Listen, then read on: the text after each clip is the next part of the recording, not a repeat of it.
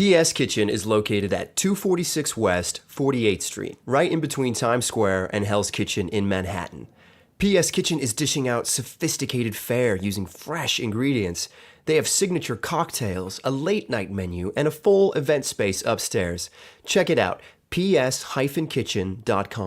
They serve brunch, lunch, and dinner until 11 p.m., Sunday to Wednesday, and until 2 a.m., Thursday, Friday, and Saturday. It's plant-based, and all profits go to charity. So check them out, ps-kitchen.com.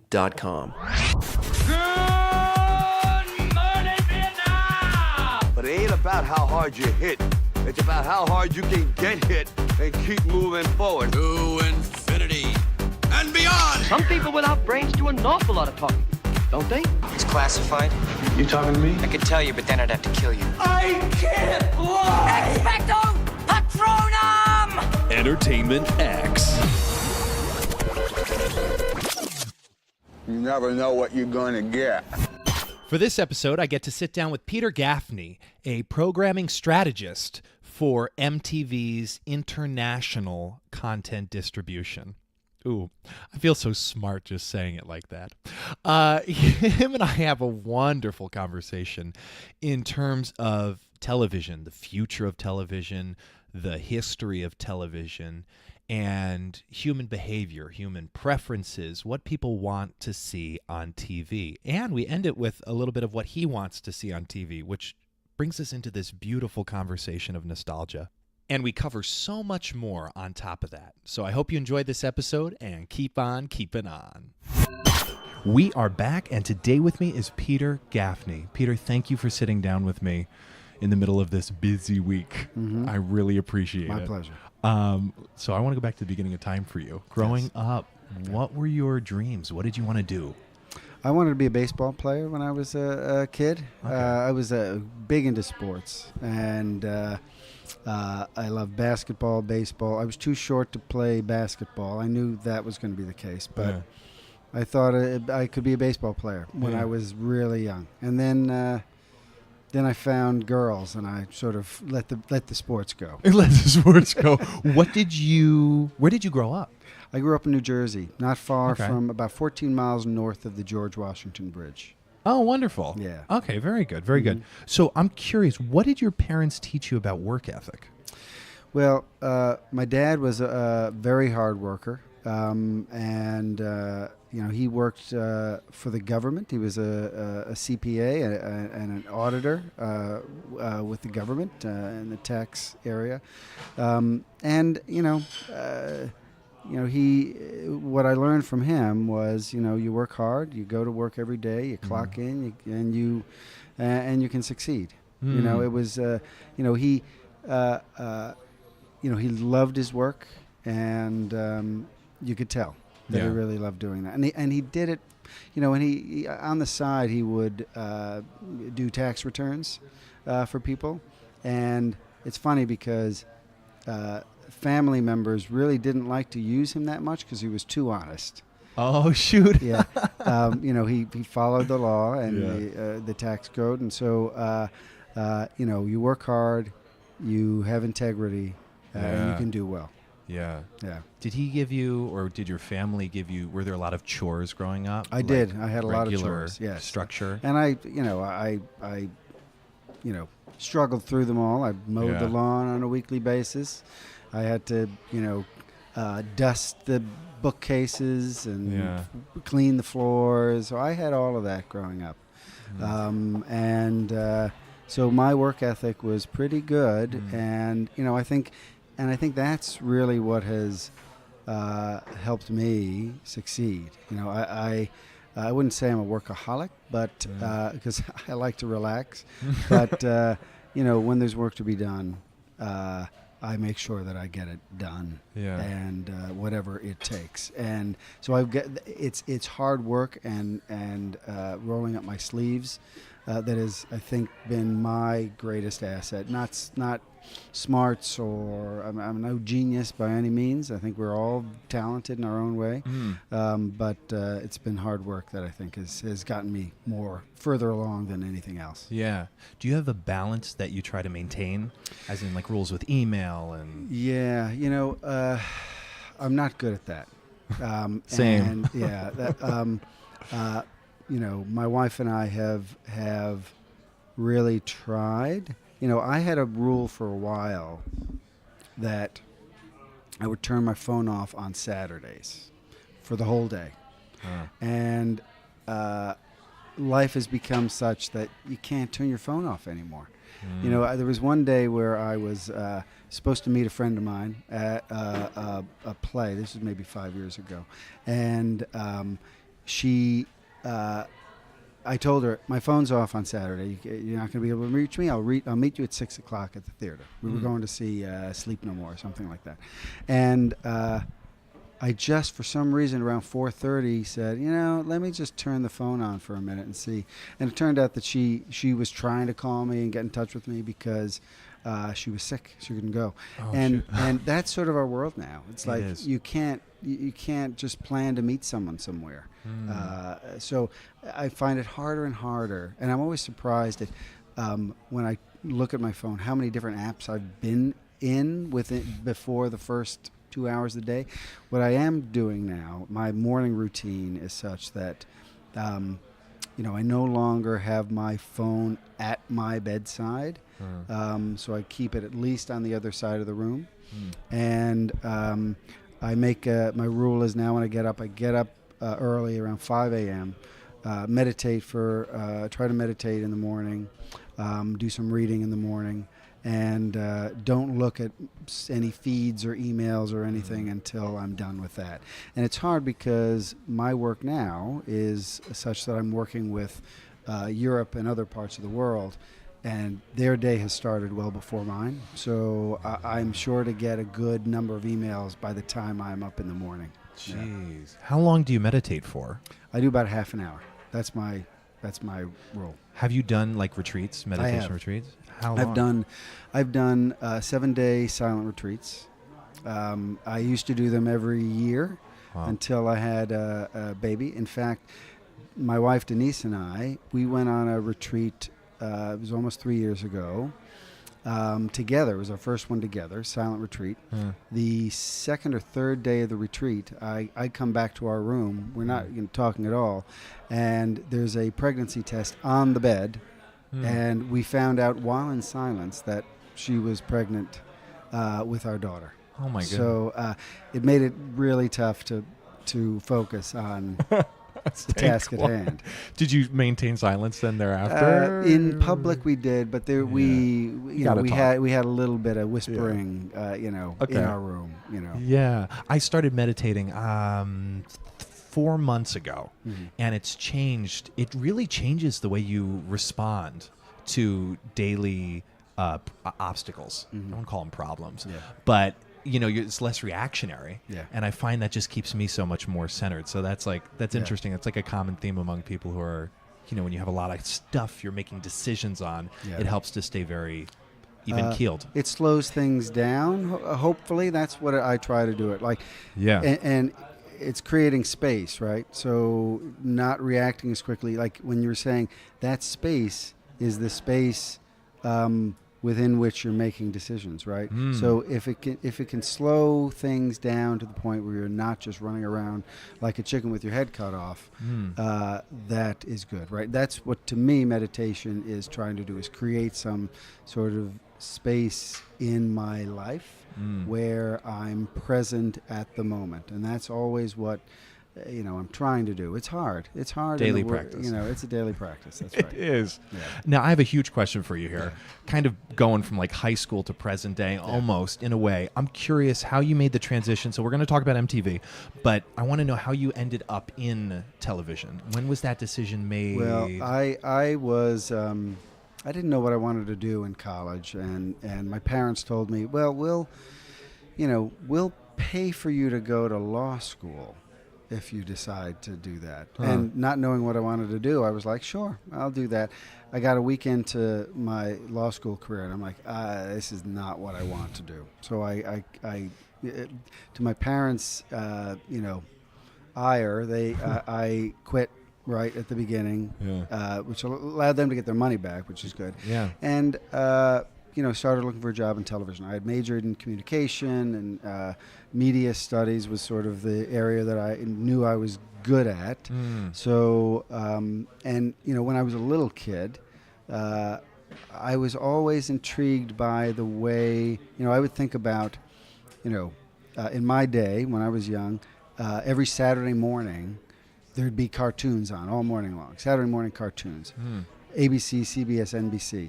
And I was looking at their schedules and trying to decide, okay, I want to watch Scooby-Doo at 9 a.m. and then I'll watch some other cartoon at 9:30 and blah, blah, blah. And so I was always sort of intrigued by the way networks would put their schedules together and how I would do it differently, right? Yeah. So, and ultimately, I like to solve puzzles. I like to problem solve, and that's the idea of scheduling, which was what my field was early on in my career, was just putting together schedules for channels, right? And how you're really trying to understand human behavior. Ultimately, is what you're trying to do. I see myself more as a in some ways it's a sociologist in some way, or social anthropologist in some way, where you're trying to really understand the way people behave and predict that, right? And that's ultimately, and what I've always tried to do is what are people going to watch on television? What do they want to watch, and how am I going to bring it to them in a way that's going to be the easiest to do that, right? Has there been a time where you've set up like a schedule within scheduling for any of these networks and have been kind of surprised by the return of like numbers or statistics? I'll give one example was when I was at History Channel. We were just starting to get into. We were thinking about, should we do scripted drama, and we hadn't really done it before. And we decided, okay, we're going to do this drama on the Hatfields and the McCoys, who was this feuding these two families in the South. I enjoyed that. You did, yeah. So, and we weren't sure, and then the producer said, "Well, I can get you Kevin Costner."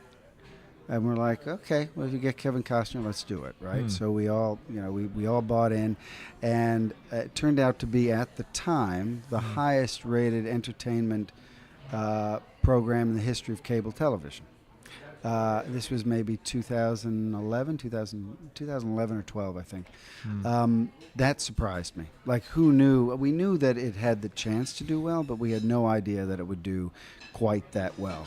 And that it would we could succeed with scripted content because we had been a documentary network, and two, that we could do a number that really surpassed anything we had ever done before, or almost any network had ever really done before. So that was a big surprise for us at History. You're always surprised, right? You never know. The thing about television is you never know.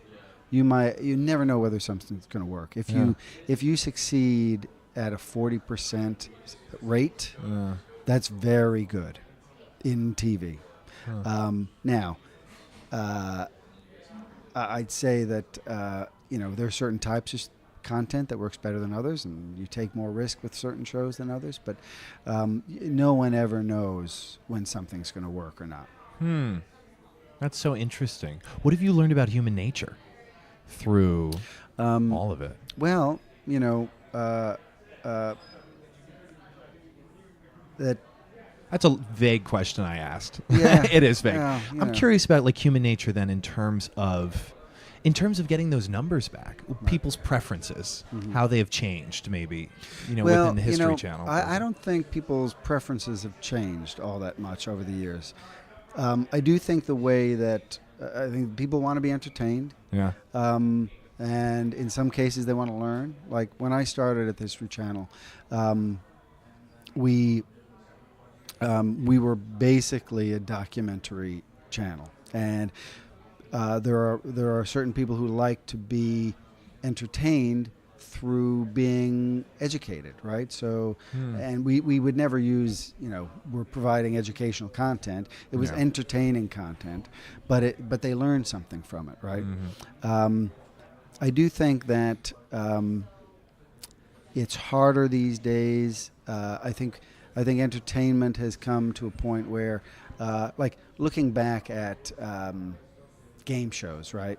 Game shows have changed in a way where the ante has had to be raised. So, in the past, That's so true. You have to, either prize money has gone up, or you look at American Idol or The Voice, and the what used to be something called Star Search, which was a show that was syndicated back in the 80s, I think it was.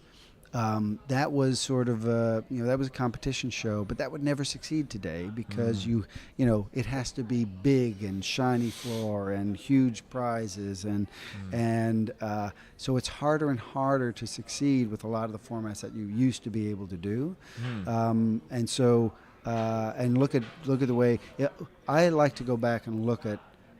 So here's an example, right? Cosmos was a documentary. I just came across it on Facebook the other day, just a quick clip of it. Cosmos was a documentary done in the 70s about space, right? And it was a huge phenomenon at the time. Huge phenomenon. Probably because nothing had ever been done like that before in the past. But you look at it today, and it seems quite quaint. In comparison. And it's been copied many times. In fact, they remade Cosmos and put it on Fox. In fact, it was hosted by Neil deGrasse Tyson, who's the head of, at the Museum of Natural History in the Rose Center there.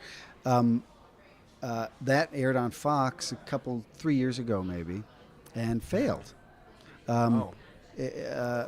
But it's because there is that type of content has a tough time working on broadcast, while 30, 40 years ago, something like that could succeed. If you look at a show like, there's a new documentary on Mr. Rogers. Mr. Have you ever heard of Mr. Rogers' Neighborhood, right? Yeah.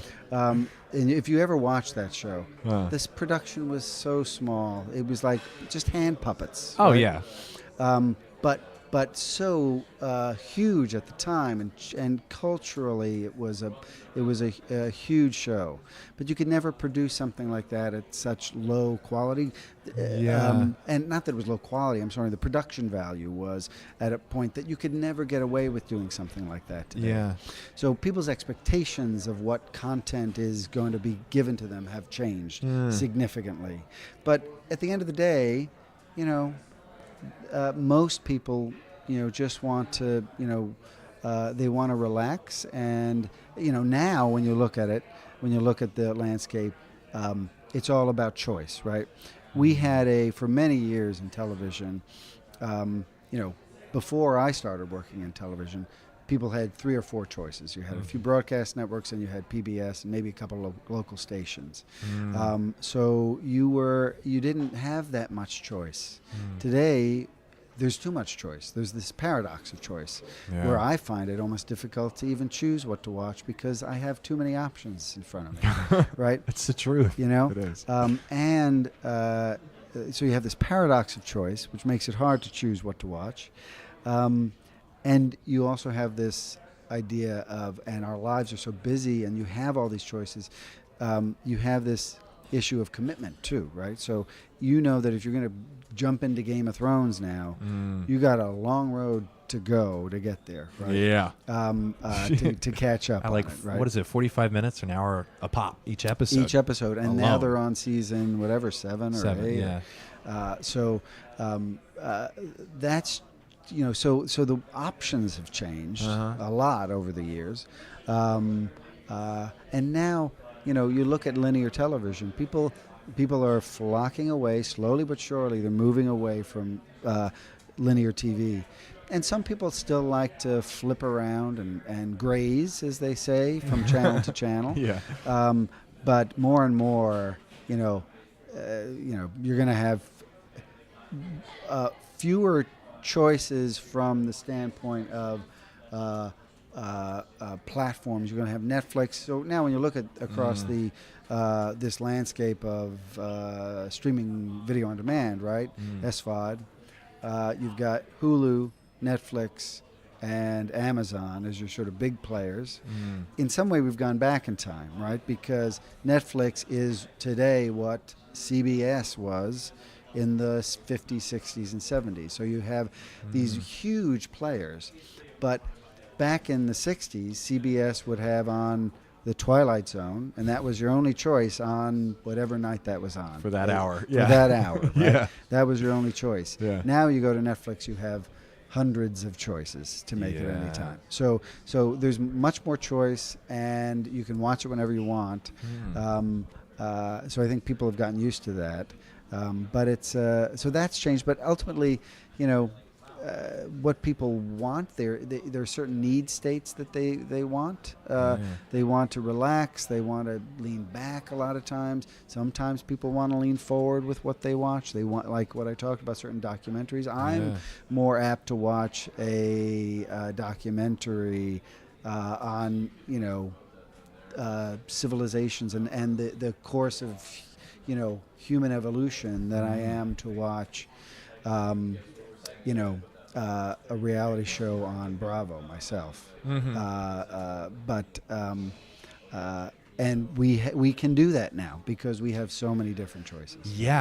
Yeah, and I'm noticing that too, because like for instance, most of my TV watching, because I live in Astoria, is on my phone or my laptop, or if it's on my TV, it's with the Netflix button on the remote. So there's a lot. It's just interesting to think about that. But yet when I go home to like my parents' house, it's the Optimum Online cable box, and you have 1 through 200 channels. So that's you're bringing up a really interesting point there.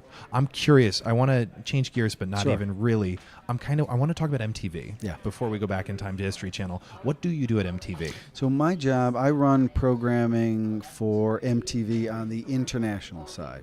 Okay. So what that means is I work with our programmers around the world to take either content that is being produced out of the U.S. Or content that we're making on the international side from our headquarters. So we make content, and then there's content that's produced locally. So it's about creating a roadmap for them as to how we're going to take content from the U.S. that we create, that are created locally, and help maximize their schedules and their rollout of content around the world. Right? Yeah. That's ultimately that. My job is to help program these channels, MTV, and make sure that we keep the brand. One, we want ratings to be as high as possible, of course, but it's also about keeping the brand on target too. And we don't, I don't want channels in certain areas, in certain parts of the world, to program in shows that wouldn't make sense for MTV. We want to keep that brand as pure. True. Right. We call it pure MTV, and that's a mix of owned shows, taking U.S. hits. Reversioning a lot of those hits. So, for instance, the U.S. has the Jersey Shore show, which has recently come back, and we've created around the world different versions of that. In the UK, they have their own version called Geordie Shore. In Poland, there's Warsaw Shore, and there is no shore in Warsaw, but the show still works. So we create different versions of the hits that we have in the US and original formats as well. It's the first time I've worked on the international side. It's a little frustrating in some ways because I'm used to working in the U.S. market where I know I can control the outcome in lots of different ways. It's a little tougher when I've got someone in Australia where I don't really know extremely well the behaviors of their consumers, right? So, when do they watch TV? What is their competition? It's hard for me as a programmer and someone who is used to having control to have to let go of a lot of that. There's certain things I can control, what they air, and certain shows that I can say, you really should have this on in prime time, whatever is prime time in your market. And this show is more of a daytime show. So, but we have to let these markets, to a certain extent, do what they need to do to help those channels succeed, right? Yeah. So you're mostly communicating with other time zones. Yes. Mostly. Well, I'm dealing with, my brand leads, the guys who lead the MTV brand internationally. I have one who's in New York, one who's in London, but I'm talking to the UK a lot because we have a lot of people in the UK, and that's our biggest channel worldwide. We're talking now about, for instance, we want to bring back, there was a show on MTV called Yo MTV Raps in the, 20 years ago. And it's coming back now. So we're going to create a version in the UK, a version in Southeast Asia, one in Germany. So I'm working with the UK now on how are they going to roll that out? What is the creative they're thinking, and how does it tie into the other versions that we're creating around the world? So it's working with the creative teams, with the scheduling teams, the operational teams, etc., to try to execute on the best programming plan that we can. Yeah, that's actually funny. You bring up a good point because, and I remember like old, what would you consider old MTV from the 90s and there was some really great shows on then, and they were very simple. Yeah, because it worked, and that's the same thing. Like you said, the stakes have been raised now. Things have to be higher. The stakes have to be higher. I spent some time in the Philippines 2 years ago, and I was watching like morning television there. And this is a funny thing. Another funny thing you brought up with preferences there in terms of humor.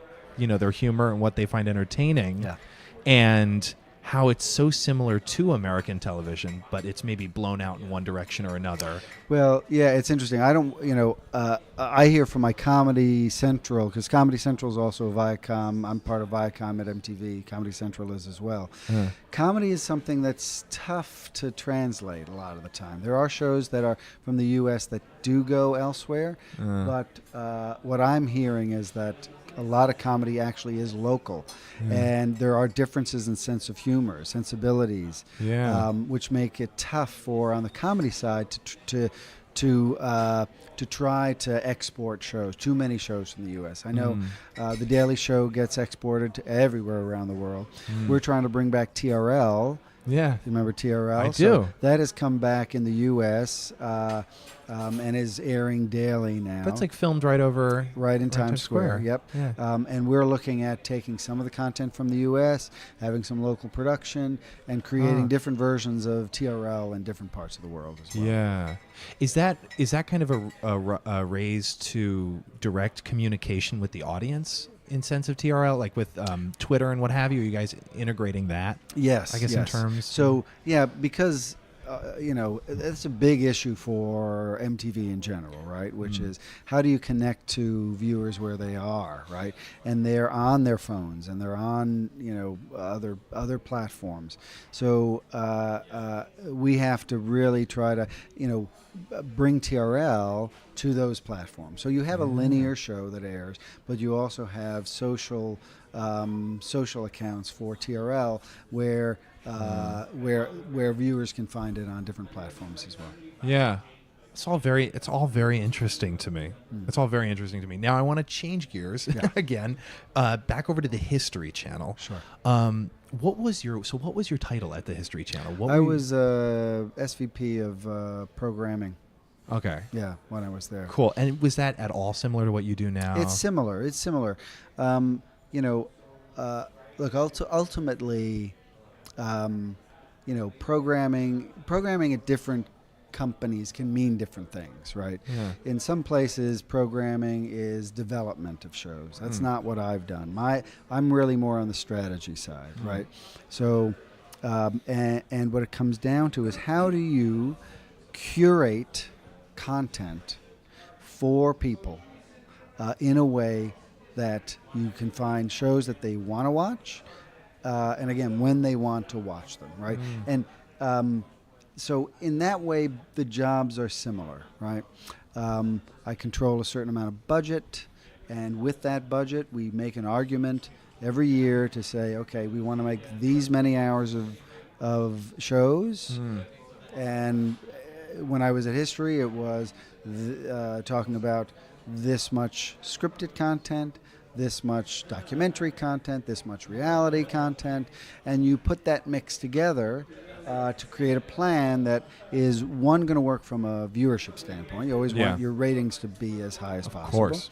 But also from a brand standpoint, because brand ultimately has an effect on ratings. If people don't like your brand, then they're going to probably migrate away from watching you. And there's also a sales element, right? So, there are certain shows that don't sell all that well to advertisers. So you're also trying to, when you're on an ad-supported channel, you want to make sure that you have content shows that aren't necessarily going to turn off advertisers all that much. So at History Channel, we were the appeal was that our audience was upscale, and so we could attract certain cars and financial services and et cetera. So from an advertising standpoint, that was something I always had to keep an eye on. At MTV International, it's less of an ad sales play. It's more of a there are more, when you go abroad, certain markets can monetize the advertising. Well, other markets can't. When you go to A&amp, for instance, you're trying to keep your what they call your affiliate, who are carrying your channel. You want to keep them happy, right? You want to make sure that you're providing you're an alternative service for that cable operator, let's say, right, in certain markets. Right. So it all depends. History Channel was, we did a lot of different things there, right? And we really did change over time, right? We were going to talk a little bit about the fact that when I started there was a documentary channel. We tried some reality, didn't necessarily work because reality was the trend in the, about 10 years ago, 12 years ago when I was there. And then we launched a show called Pawn Stars in, I think it was 2009 or 10. Yeah. And that really changed the game for us at History because it basically was, if you've heard of a show called Antiques Roadshow. Yeah. Right? So Antiques Roadshow, hit show on PBS. Yes, it was. Favorite of my parents. Yes, right. But it also is a bit of a dry show and not quite as entertaining, right, as you might like. So what we did, we knew that people liked this world of artifacts, but we were able to create a world that Pawn Stars is ultimately a transactional game show in some ways, right? Yeah. Negotiating, right? Is this artifact this person brings in, is it valuable at all? Does the Rick who owns the pawn shop, is he interested in it? How much will he pay? How much does the guy want to get? It was quick, fast-paced little bites on that. So it took this genre of artifact, which we called it artifactual content, right? And raised the bar. Yeah. Right? And from there, we started to do more and more reality-based content. We did, in addition to a show we had called Ice Road Truckers, which had very little to do with history, but we tapped into what our viewers were interested in. They liked tough jobs. It was sort of like the Deadliest Catch type of show, right? Yeah. Tough jobs. And Ice Road Truckers was about these guys who drove, men and women, who drove these trucks on these over ice lakes of ice, right? Yeah. Up in in the Arctic. Yeah. And that became a big hit for us. So those two shows really were game changers for us. And since then, the reality boom has waned somewhat over the years. We're now in an era of where scripted is, and good scripted. This is a sort of golden age of scripted. About, I'd say, 8 years ago, 7 years ago, it was the golden age of reality, is what we said at the time. And there was, you could get 2+ million viewers out of a reality show, and that's what Pawn Stars did. Now it's much, much tougher to do. One, because viewers are migrating away from linear television, and two, because the ante has been upped, right? Yeah. So reality is good, and people do love reality, but there's more and more scripted content out there that people can watch. Not only that, there is the history of television at their disposal at any time. So if you want to watch, as we said, an old Twilight Zone episode, you can watch it.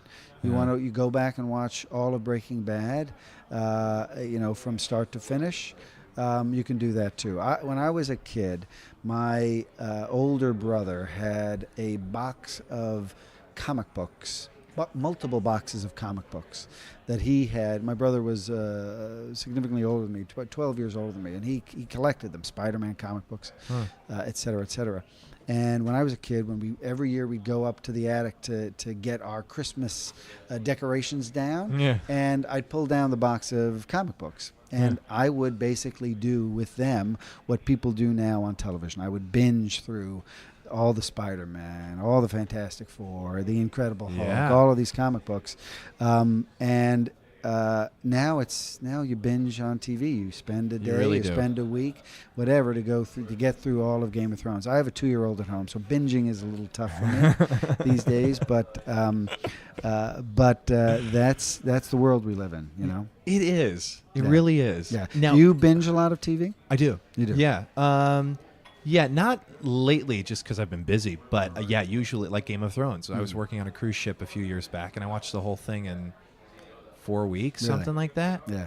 Yeah, 2 episodes a day, thereabouts. Yeah. Yeah, or like for instance, like, and I'm a fan of, and I assume a lot of people are, like shorter content clips, so like 15-minute things, like Comedians in Cars Getting Coffee on Netflix, right. And I binge that. Like, that's dinner time. Oh, that's 3 or 4 of those. That's an easy thing to get through. Yeah. But then again, I also do like. I haven't binged Pawn Stars. I've watched it, but even like, was American Pickers on? Yes, History that was on as well. History too. That was another one that was just like, because I like those. That's my. I guess I am that demographic of the History Channel. So at this point in time, with like the reality era, was that 07, 08? Is that when you began kind of transitioning it into more of like a network? The History Channel? Yeah. Well, it was always a channel. It always was popular, network. right? And a popular channel. We always, when you look at the landscape, we were always on the edge of the top 10. We were always like, we couldn't crack the top 10 in terms of cable networks. And then it was around, I think it was 2008 or so, or 9, where we cracked the top 10. We got as high as 3 for a couple of years there. And as those shows and reality TV in general has started to wane, and scripted now has grown, and OTT, over-the-top platforms have proliferated. History Now is doing well, and Pawn Stars and American Pickers are still on. But not as popular as they were, and it's hard to come up with hits in the reality genre. There haven't been that many hit shows in reality television over the past few years. Yeah. Are there any reality shows that you watch now? Have to think about that for a second. Do you watch Jersey Shore Family Vacation? I don't. No. I don't see. Yeah, I don't. Like, I would watch like $1 Million Listing. Yes, right. Like those kind of things. Something on HGTV. Those are easy to binge too. Yeah, HGTV. Right? House Hunters or Fixer Uppers. I love those. That's a personal genre of mine that I enjoy. But no, I haven't. No, like Jersey Shore, because then I started to realize how scripted to take away the magic here on the podcast. Well, and that's a good point, right? So as reality, you knew that if you go back to the Real World when that started, early 90s, I think that was. And you compare that to a Jersey Shore, people have become they're always willing to what is the term? Suspend their disbelief, right? Yeah. But ultimately, any show where there's a camera in the room and they're trying to act real, you know that there's going to be some manipulation. And I'm not going to pull the veil too much on how it all works, but I think people became somewhat jaded to reality too, so I think that has had an effect to a certain extent on the popularity of the genre. I think people feel like, it feels very much manipulated, and it is. It is largely, there's scripted reality, right? And in fact, when I was at History, we actually created a scripted show that was supposed to be a reality show. It was about, this. It was sort of took another genre that we were good at, which was sort of the Bigfoot and Loch Ness monster genre. Ancient Aliens was another show that we had and still is on History. And we took that over the line into scripted, but we didn't tell people it was scripted, and they didn't know what to make of it, right? So unscripted television, no such thing. It's become harder and harder. It has become harder and harder. has. There's not that much that, ultimately I think viewers, they want authenticity, and when there are certain producers who are very good at making things look authentic, right? Yeah. And that when you were watching Pawn Stars, or let's take Jersey Shore as an example. I know you haven't seen this new season, but you knew when you're watching that first episode when they came back together. Sure, there's manipulation, and the fact that they're getting back together is a manipulation, right? But you could feel the authenticity in the fact that they were together. You knew they had. They're actually friends. They are friends, and they care for each other, right? And that's what you're looking for, right? Yeah. That is what's important. The basic human emotions. Regardless of what and that's conflicts are set right. up. That's a need state. That you want to feel emotion, and when you see it on screen that feels real, it makes it all that more powerful. Yeah. Right? That's what I liked about like Queer Eye when it brought back. And I did watch Jersey Shore the first time around because I like drama. You crave that drama. Yes, absolutely. But it's also that human emotion. Yeah. I'm curious, what have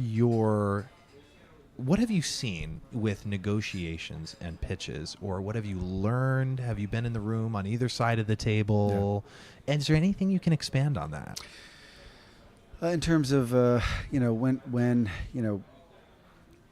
people, I haven't been on the sales side of trying to pitch in too much. I've done a little bit of that over the last couple of years, but I know when people are pitching to me, you want to make sure. I have a friend of mine who's been pitching out a scripted show, and it was picked up by a distributor who is now trying to sell that show into different networks, right? As repping her for this show, and they're not. My sense of them is that they don't really have much emotional investment in the show. They don't, they're just trying to pitch whatever they can and get something sold. The more that there is that investment, when someone's pitching something to me, when they care about what they're pitching, they like it themselves, I lean in more, right? And that they've thought through what the show is. More and more these days, pitches. So it used to be when I, 10, 15 years ago, a pitch, you could come in with a pitch and a one sheet, and you could figure out how to sell it in. These days, again, the stakes have been raised. Yeah. So if someone has to come in with a sizzle reel for it to really pop, right? Yeah. So you have to see that investment. If someone comes in with 10 different one sheets and are just sort of pitching them at me, it's going to be much harder for me to buy into something. Yeah. You know? Yeah, and there's like less of an excuse to not have some video content, something like a Yes. sizzle reel, like what you said. That's right. That's right. Is it true in that case then that you really are investing in the person, Sure. not just the idea? Well, yeah, and that's the other thing about this this friend of mine, and they're trying to sell it in. It's easy to say no to that person because it's not their project. They're representing someone else, right? So my friend is like, she wants to take that show in directly to the networks because she and her partner can talk it through, can talk about how they're selling themselves and their passion for it. And when you see that, you're investing in someone who cares about what they're doing, right? And that is important. That's important. Very important. Yeah. That's a great answer. Okay. Common themes with heavy hitters in the industry, producers, network executives, in terms of like timeliness, work ethic. Is there anything that comes to mind among like common themes of successful people? I go back to work ethic, right? Yeah. Of course. And that's always important. And I've always worked hard. But that doesn't mean that you're going to succeed, right? Yeah. I had a boss at A&E who has been extremely successful. She didn't always pick the right shows, but she was unafraid to fail. And I think that's something that comes up with me a lot, right? In order to succeed, you have to fail multiple times, and I think those who, in the industry, as in any industry, who have been the most successful have been the ones who were not at all afraid to fall on their face. And I remember back, we launched a show when I was at History. We all were very excited about it. It was a dinosaur, high-end graphics show that we all were very excited about. Failed, and we celebrated that failure. And I think that's always a good way to go. Yeah. When you try something, you're going to fail again the majority of the time, but you can't internalize that failure. You have to take it and you have to move on to the next one. Because failure is a big part of our business, and those who can learn from failure and continue at it, even though they're failing over and over again, are the ones who are going to win ultimately. It's not, and if you have those who have a better feel of what's going to work. They talk about Brandon Tartikoff as sort of the sort of guru of being able to choose the right shows. Yeah. At NBC. I'm sorry. Did you say a name? Did I miss the name? Brandon Tartikoff. Brandon Tartikoff. Tartikoff. Okay. He was the head of NBC Entertainment for many years, and largely considered probably one of the most successful programmers in the history of television. Even he failed a lot of the time. Right, so that to me is probably the most important quality to have: the fearlessness and not being afraid to fail. Yeah, because you can learn something from every failure. Absolutely, which will bring you to that win. Yes. Yeah. And again, it's not only learning things from it, but it's it's a relentlessness. It's a, and again, this old boss of mine would, she would fail over and over again, but she had enough confidence in herself to know that it doesn't define her, right? Didn't define her. And that was her greatest quality, and is her greatest quality. That she is a relentless programmer who will just keep plowing ahead and is unafraid to, because a lot of people, you fail at something and then you're like, well, I'm afraid to maybe pitch in another show because I failed with this one. No, you can't be like that. You have to just keep driving forward if you believe in something. Yeah. That's great. I really like that. Is there more content that you want to see more of on television? Well, I have a belief that as television is changing, that I think there's more. Television has always been, in the world that we've lived in the past, has been a youth-oriented business. And because that's who advertisers want to reach. There's always been this discussion. 18 to 49 is always the demographic, or 18 to 34 even. They want to get consumers, because ultimately what television is about, what are we delivering? We're delivering eyeballs to products in regular linear television, right? Yeah. That model is changing clearly, right?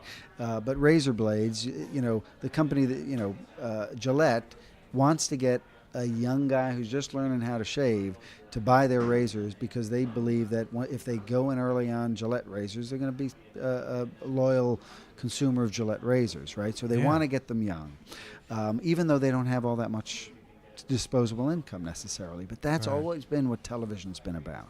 Yeah.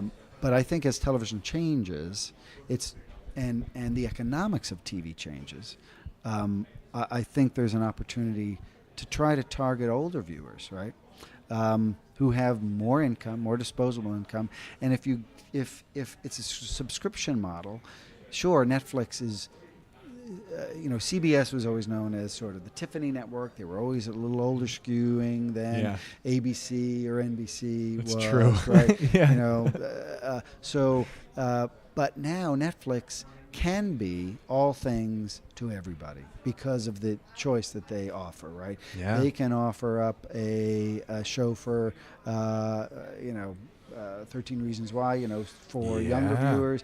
My kids watch Netflix shows.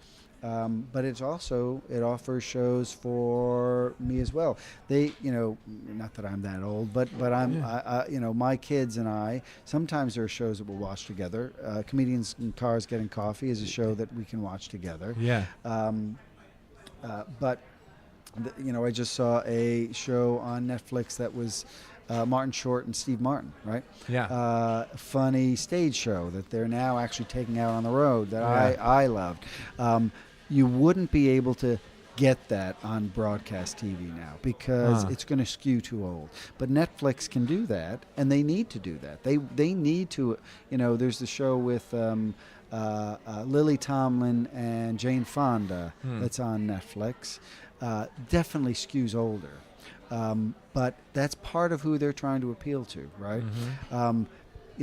The term broadcasting was, meant at the time, back in the day, you wanted to be to appeal to a broad audience.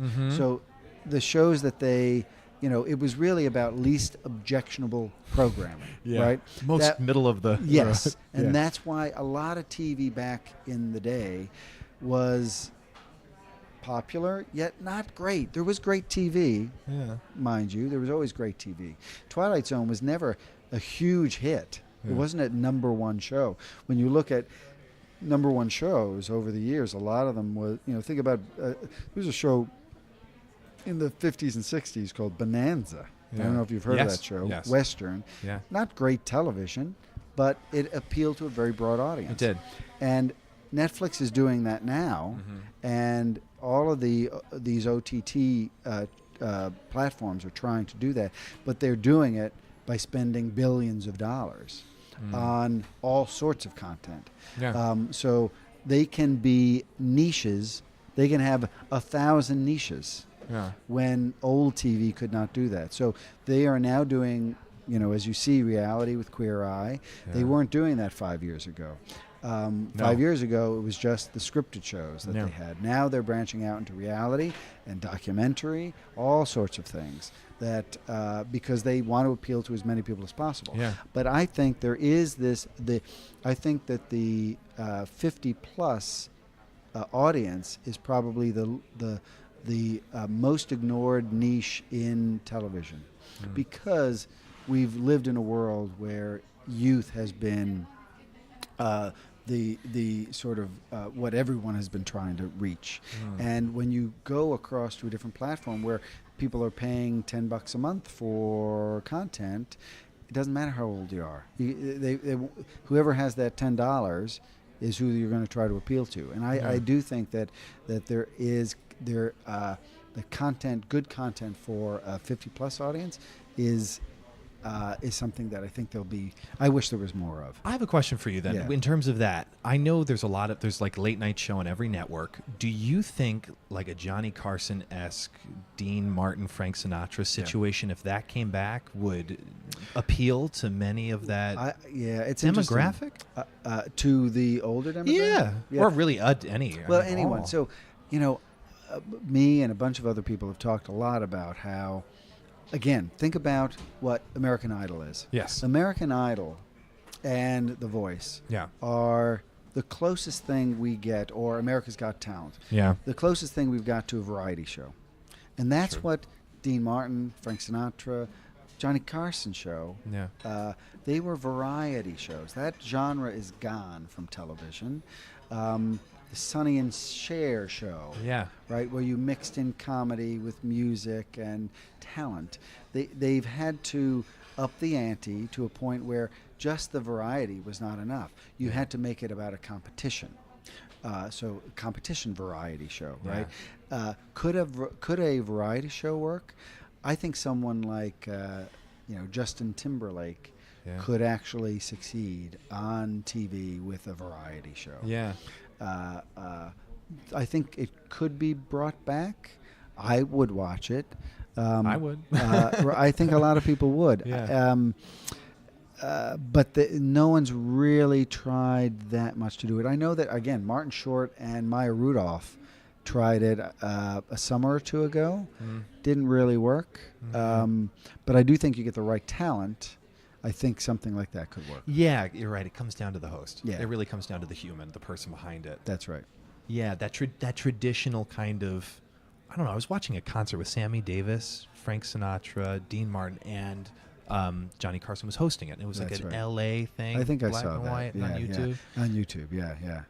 Incredible. Basic humor. I mean, they kept stepping on like Sammy's foot. Like it was just funny. Yes, not only funny, but and heartwarming. Heartwarming. But you had these, these icons, right? And they're icons to us now, but they were icons back then too. Johnny Carson was really sort of the low man on the totem pole, really, when you look at everyone else who was there.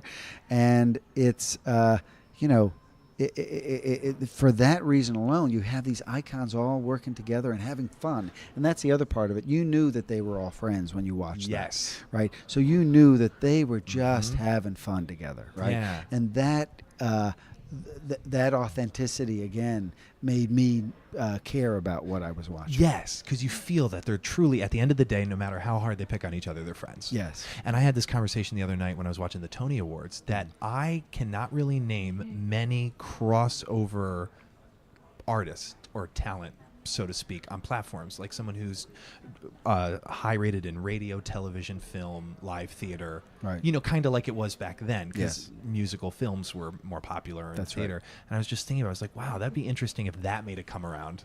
Yes. You mean the triple or quadruple threat? That kind of thing? In a way, yeah. Right. Like and a again, Gene Kelly's and right. like that. Well, that's where I see someone like Justin Timberlake, right, who can do comedy. And SNL tends to be the place where you get those people, right? Yeah. That's the platform for so Justin Timberlake can do great comedy. Yeah. He can sing. He can dance. He, to me, is sort of the pinnacle of that.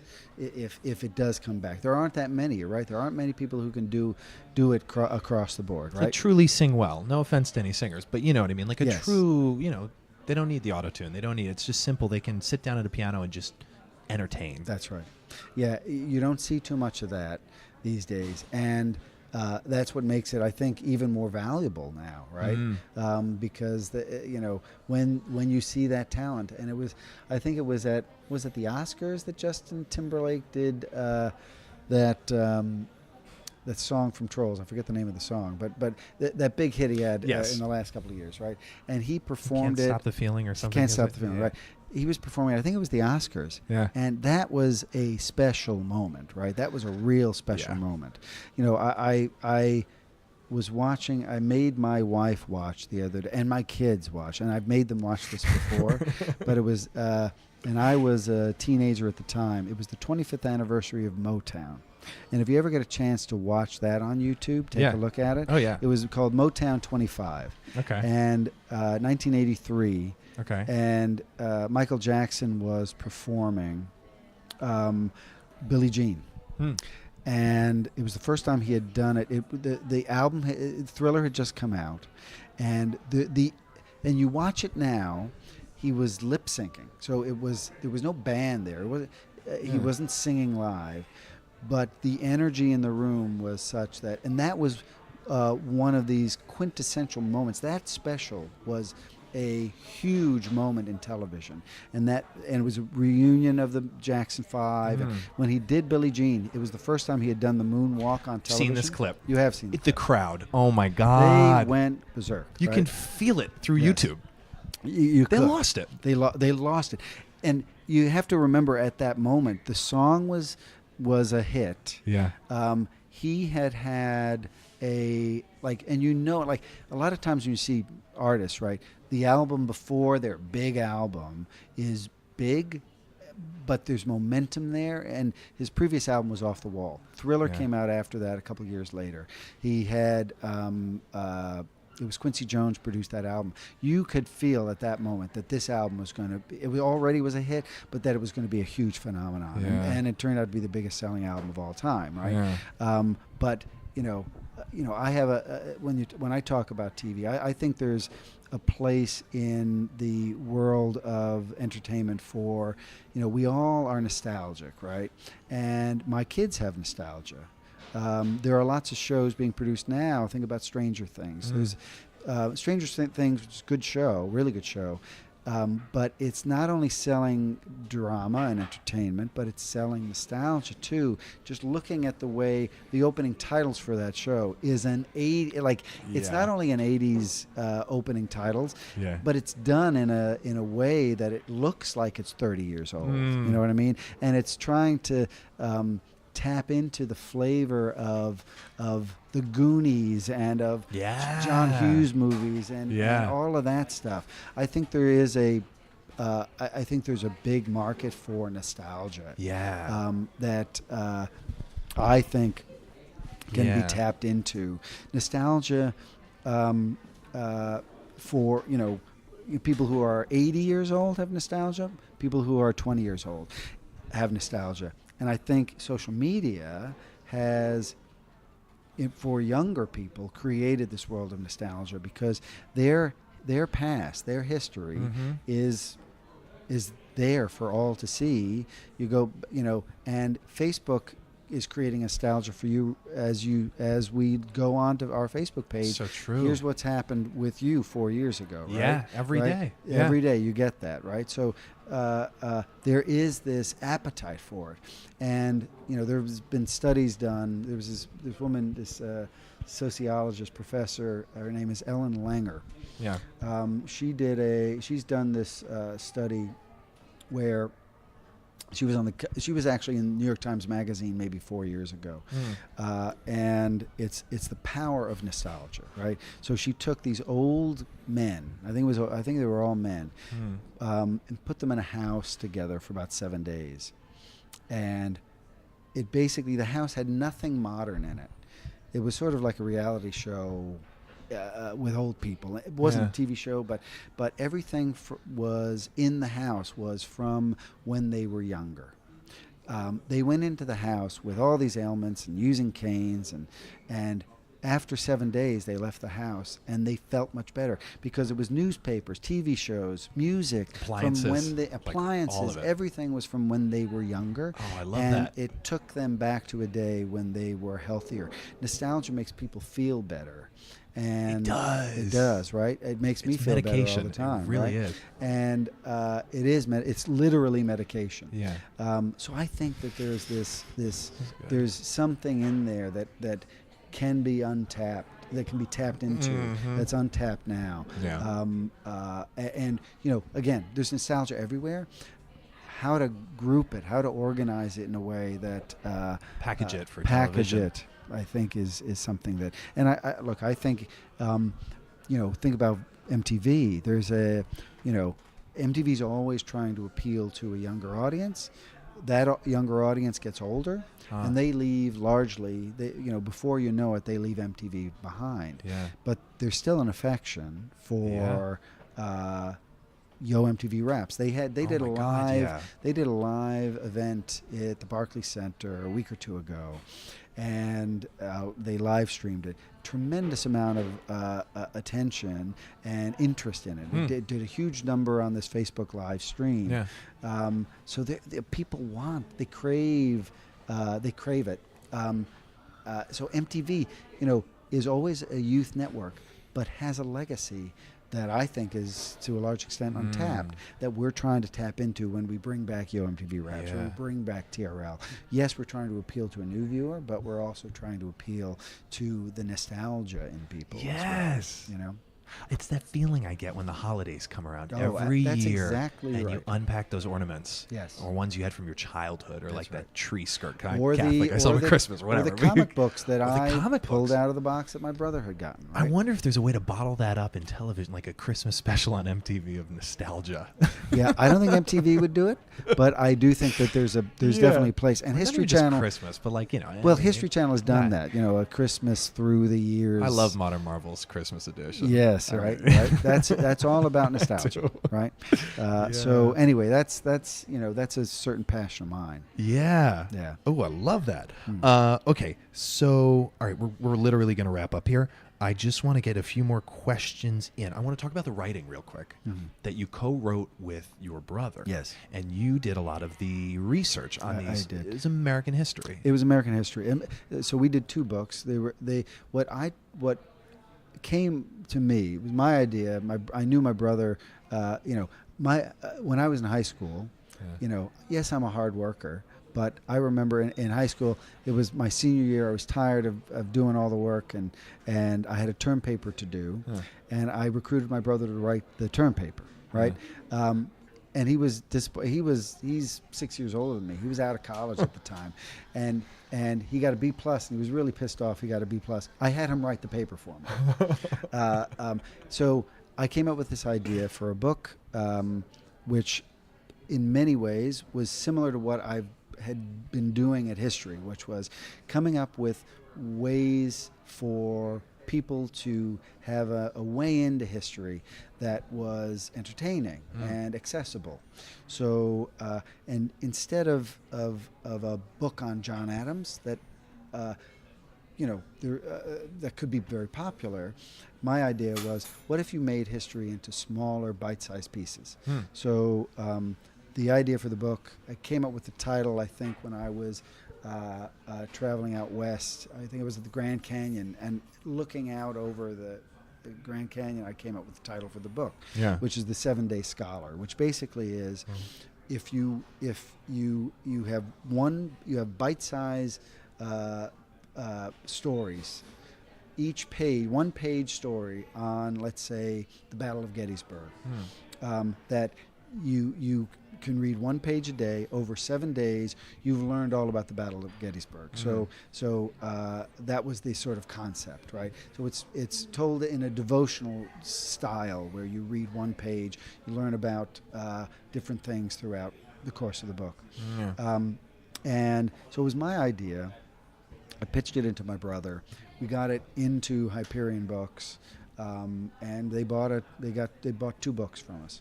That's great. And my brother did pretty much all of the writing of the actual book, because he's the real writer. I did some of the research, and and we had images throughout the book, and we packaged it all together and figured out the best way to do it together. So it was a collaboration. He did all of the writing, but we collaborated in a very big way to make it come together. First book was on the Civil War. Second book was on the American presidents. We had it was great to work with my brother. And it was a great collaboration. Unfortunately, it was only those 2 books. We would have done a lot more if the book had sold better, but it wasn't to be. Yeah. What was just logistically for you getting in the mind space of actually committing to writing a book? Because that's an undertaking. It's an undertaking. I think it was easier. I think it was easier for us to know we had each other, and we had certain deadlines we had to hit. And I think the fact that it was done, in the bite-sized pieces, we knew that we had certain topics we had to cover, and we broke the Civil War down into all different parts of it, sort of the precursor to the war, the election of Abraham Lincoln, the battle between the North and the South initially, the different key battles throughout the war. So it made it, to break it down into pieces was easier for us. But ultimately it was big. It was a big undertaking. It was tough, but once we, it was a labor of love, for me and for my brother. It was, I think it was tough. It was tough, but ultimately we looked at the result, and when we were holding that book in our hands, it was. I think we were both proud of ourselves to actually accomplish something like that, and it was something that I think that a lot of people got a lot out of. And they could learn from, right, and be entertained again, which is what I've always liked about being in television. Yeah. Do you have a favorite failure or apparent failure that set you up for success? I think it was, probably my law school failure that I mentioned, earlier. That was, I learned really early on that, do what you're interested in, right? And I knew that, I saw the law as potentially a path to work in the entertainment industry, because that's what I really wanted to do. But I knew that being a lawyer really early on was not something I had a passion for at all. And I've had, throughout my career, different times where, I had passions for stuff, but failing in short order in law school was a huge lesson to me, that I can't try to follow a path that my parents really wanted for me. I look at my son. I have a son who's in college now, and he was on a path of majoring in computer science and math, and he came to his mom and me and said, "Look, I don't really want to do that." And it would be easy to say, this is what's going to give you, a stable job, coders, easy to find jobs. And but I encouraged him to do what he was interested in and figure it out. I do what you love, and the money, my wife and I talked about this. Do what you love, the money will follow. It doesn't necessarily going to follow, but it can, and you have a much better chance of success if it's something you care about. If it's something you're not interested in, what's the point? What's the freaking point? No, it's so true. Exactly. What is the point? Yeah. So follow, especially when you're, when you're young. I remember my ex-wife. She wanted to work in editing in the publishing world, and she got a job in sales, and she did that for a year or two, maybe a year, and she was then offered a lower salary, making in the publishing world they don't pay much, as in editing for less money. And she's like, I've worked at this for a year and a half. I don't want to give that away. And I look back at that now, and I'm like, what a silly way to think about it, right? When you're young, you don't have the perspective, and you're oftentimes trying to, keep moving ahead. But she ended up leaving the publishing world, went to law school. But you gotta follow what you have a passion for. Yeah. And that you could spend your 20s trying to find that, but if it takes that long, I really truly believe that if you're not really passionate about it, there's no reason to do it. Were you excited to leave law school? I was very relieved to leave law school. The fact that my parents were willing to, they had a short rope after I left law school, and they were like, we're going to get you a couple suits, and you'll, I remember my brother saying to me, "You really want to be an assistant somewhere and type, memos and things like that?" And I was like, "Yeah, that's fine with me if the path is if it's in an area that I was interested in." Yeah. And so I was more relieved than anything else. My parents weren't going to kill me. But and once I got into the working world, because I left and I got a job within a couple weeks from leaving law school. And then I was really happy, and I was an assistant working in television, and it was a time of opportunity, and I was happy. I was happy at that point. Yeah, That's great. Yeah, That's really great. Are there any mistakes that you've made that have proved essential in learning? Any that come to mind?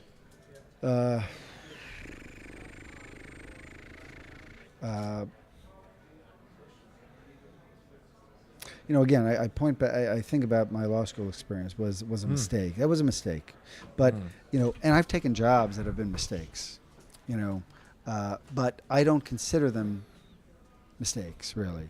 I went for a job at one channel that it wasn't what I had thought it was going to be, and I think about it as a mistake. But I learned any mistake you make, you hopefully learn from, as we've talked about, right? Yeah. So in that job, and I only lasted there about 6 or 7 months, but I learned a ton. I learned about what I didn't want. I learned about how to deal with difficult people. I learned about what I really was more interested in. So, I think any mistake is you should try to learn from it. I like to think, that for any show that you launch, success or failure, you should have a post-mortem and get people together to say what worked, what didn't work, what can we learn from this, right? Yeah. And any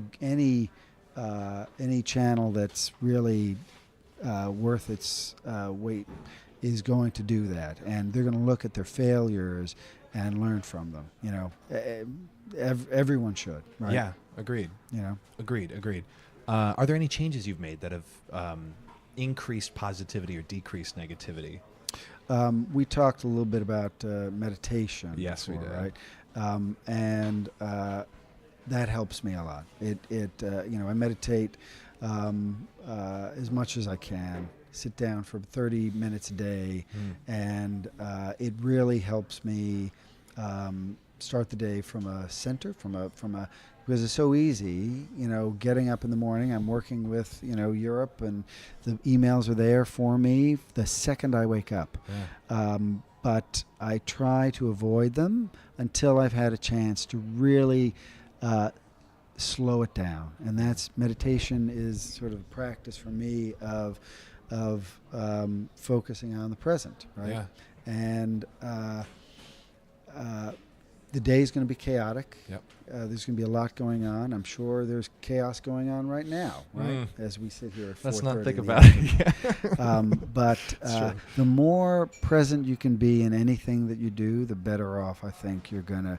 You're going to find your truth more likely to find your truth, whatever that is. Yeah. The more you can really slow it down and feel your breath and not get caught up in your mind, because your mind is going to take you to places that are very negative, right?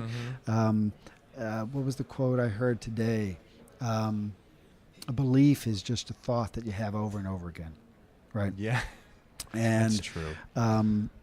So you have to challenge those beliefs, and the more you can slow down, again, that moment where I was at the Grand Canyon, sitting down, I didn't think I was meditating at the time, but it's really when, think about Albert Einstein, right? His greatest thought processes happened when he took a break from his work, and he would go for a walk around the block, and that's where I think the theory of relativity came from. It wasn't when he was actually writing with his pencil on paper. It's when you take the space to take a break from it all. And that's when inspiration, I think, can come. And that's what I try to have at least once a day, are those moments of space. And if you do it in your office too, if you can take a break from it, I think that can be helpful also.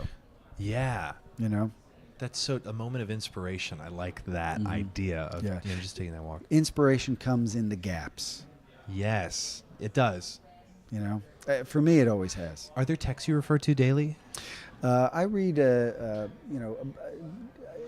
float around from different thing to different thing, but I'm reading a book called The Daily Stoic, and it gives you these philosophical wisdoms that talk about everything from the way you work, from the way you prepare for things, the way you trying to change your mindset about things. And I go to that usually on a daily basis and try to glean something. I try to learn, and again, this is my morning routine that I try to have. And again, it's tough when my daughter is up at 5:30 in the morning, but I get up really. I try to beat her to the punch, get the time where I can meditate and then read. Right now it's the Daily Stoic. It's usually some piece of nonfiction that I can learn from. I'm a big fan of Eckhart Tolle, who's he has a book called A New Earth, or Power of Now. The Power of Now is another one of his books that I'm a big fan of. And that's all, again, about being as present as you can and being in that moment. When you're in the moment, again, that's when you can find the space to grow. The answers, yeah. Yeah. I love that. Do you have most gifted books? Any favorite books? Most gifted books? Yeah, most gifted or favorite books, or books you'd recommend.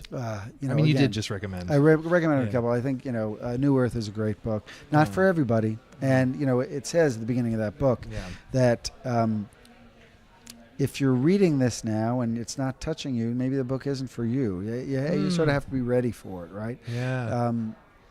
To Kill a Mockingbird is, I love. That book and that film, right? It's an example of a book and a film where they both were, classics. That book comes to mind as a bunch of them.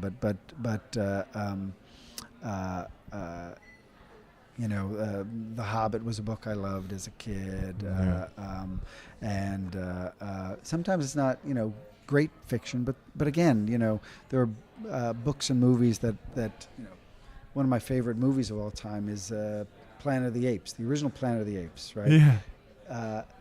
Great movie? I'm not really sure, but it took me to a world that was just so, but it entertained you. To no end, right? Yeah. Yeah. Okay. To Kill a Mockingbird, I think, is coming back to Broadway. I've heard that. Okay. I've heard that. And, I'm excited to see it. I Are there any recommended like documentaries or movies, TV shows that you find that were well done? For anyone who's in the world of writing or entertainment, do you know Joseph Campbell? Yes. Yeah. So there's a documentary that he did with Bill Moyers that is actually now on Netflix. It was hard to find for a while. You had to either buy the DVD. Yeah. And it's all about myth. It's called The Power of Myth. Okay. And I was excited when I saw that it was on Netflix because I'm going to go revisit it. And it's all about the fact, and to me, this touches on spirit, right? That you go from culture to culture. They all have very similar myth stories. Yeah. About the hero's journey, right? Yeah. And how they all follow the same patterns, no matter, even if these cultures never touched each other, right? Mm-hmm. In the past, there are these common themes in storytelling. Yeah. That to me, it's he's a historian and a philosopher, but I think he's also talking about the idea of spirit and how we all have shared experiences, and our stories are in many ways similar to these heroes' journeys, right? And these I highly recommend Joseph Campbell, right? Yeah. To watch, and go to Netflix to watch this documentary because it's extremely powerful. There's another movie that's not a documentary, but that was probably one of the most profound movies I ever saw. Tree of Life. Tree of Life. You ever hear of that movie? Oh yeah. Highly recommended because it is, again, it's a similar story of that there are sort of two. I think there are two ways of living through life: the world of nature and the world of, I forget exactly how they put it, but you can live in your brain, or you can live in the world and experience life. Yeah. And we so often get into our heads, right? And we so often forget what it is that moves us. Yeah. Right?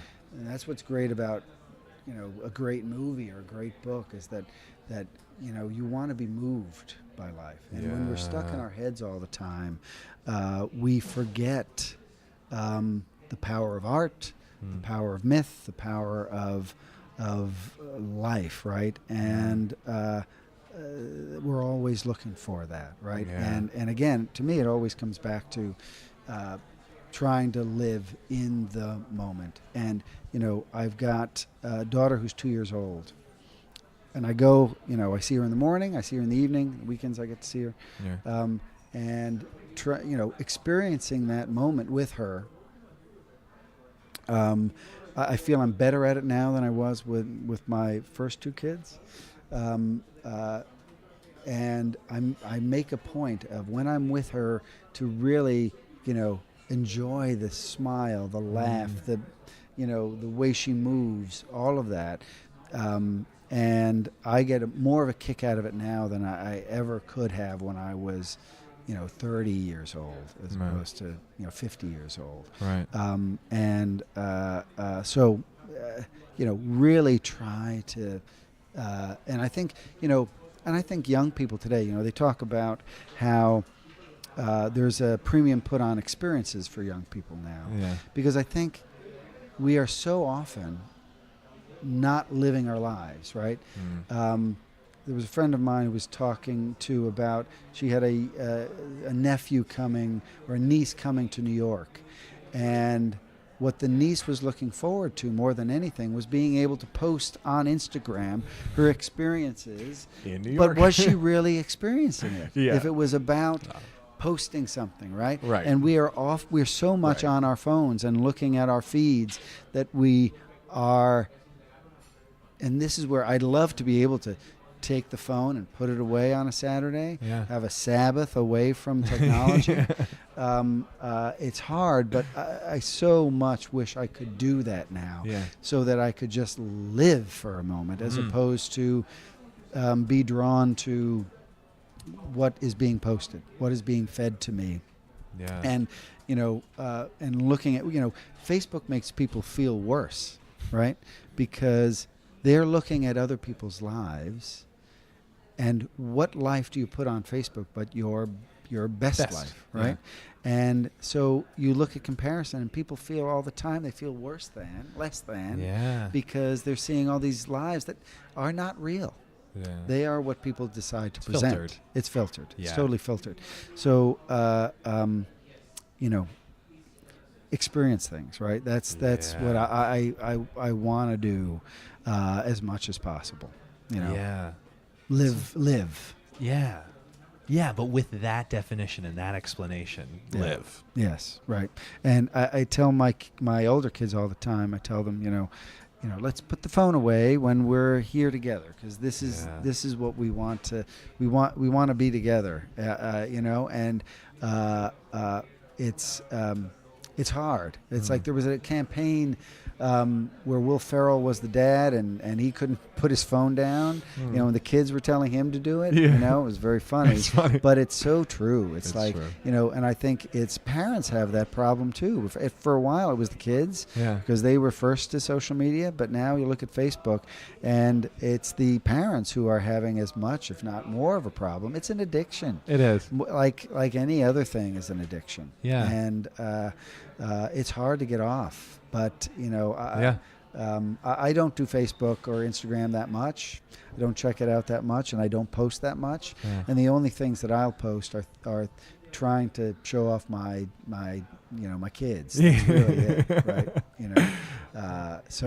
That's what life is really about. Yeah, I love that. That's such a great answer to referring to Text Daily. Well, Peter, this was a joy. Okay. I just love the twists and turns our conversation took. I didn't even expect to talk that much about nostalgia, which is just so great when we can sit down and have this conversation. Good. Thank you very much for doing this. My pleasure, Clay. Ladies and gentlemen, Peter Gaffney. You've been listening to Entertainment X, the podcast. You can follow Entertainment X on Instagram at _EntertainmentX_. If you haven't yet, go to Apple Podcasts and subscribe, rate, and review this podcast. Join Clay next week for another curiosity conversation on Entertainment X. Thank you for listening.